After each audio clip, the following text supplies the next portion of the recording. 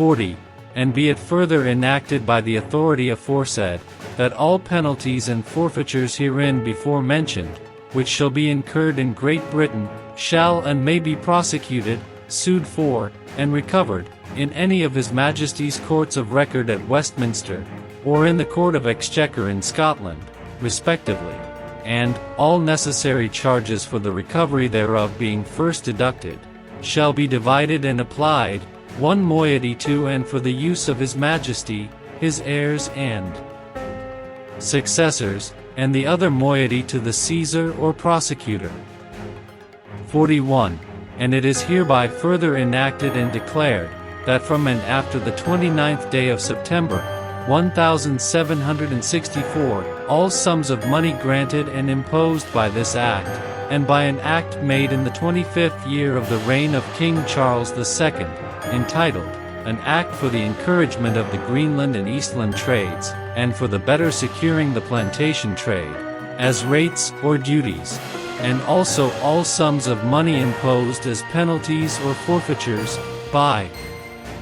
this or any other Act of Parliament relating to the customs, which shall be paid, incurred, or recovered, in any of the British colonies or plantations in America, shall be deemed, and are hereby declared to be sterling money of Great Britain, and shall be collected, recovered, and paid, to the amount of the value which such nominal sums bear in Great Britain, and that such monies shall and may be received and taken according to the proportion and value of 5 shillings and 6 pence the ounce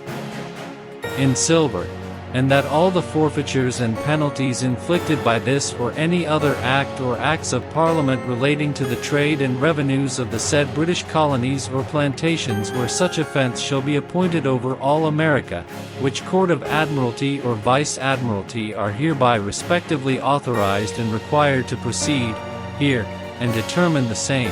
at the election of the informer or prosecutor. 42. And it is hereby further enacted, that all penalties and forfeitures so recovered there, under this or any former Act of Parliament, shall be divided, paid, and applied, as follows, that is to say, after deducting the charges of prosecution from the gross produce thereof, 1/3 part of the net produce shall be paid into the hands of the Collector of His Majesty's Customs at the port or place where such penalties or forfeitures shall be recovered, for the use of His Majesty, His heirs,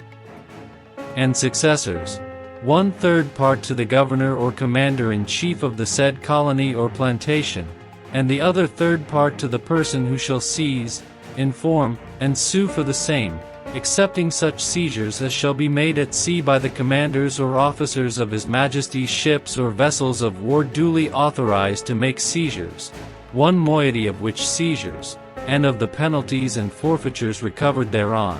first deducting the charges of prosecution from the gross produce thereof, shall be paid as aforesaid to the Collector of His Majesty's Customs, to and for the use of His Majesty, His heirs and successors, and the other moiety to him or them who shall seize, inform, and sue for the same, any law, custom, or usage, to the contrary notwithstanding, subject nevertheless to such distribution of the produce of the seizures so made at sea,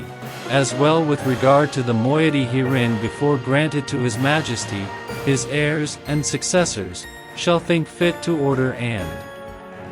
direct or by any order or orders of council, or by any proclamation or proclamations, to be made for that purpose.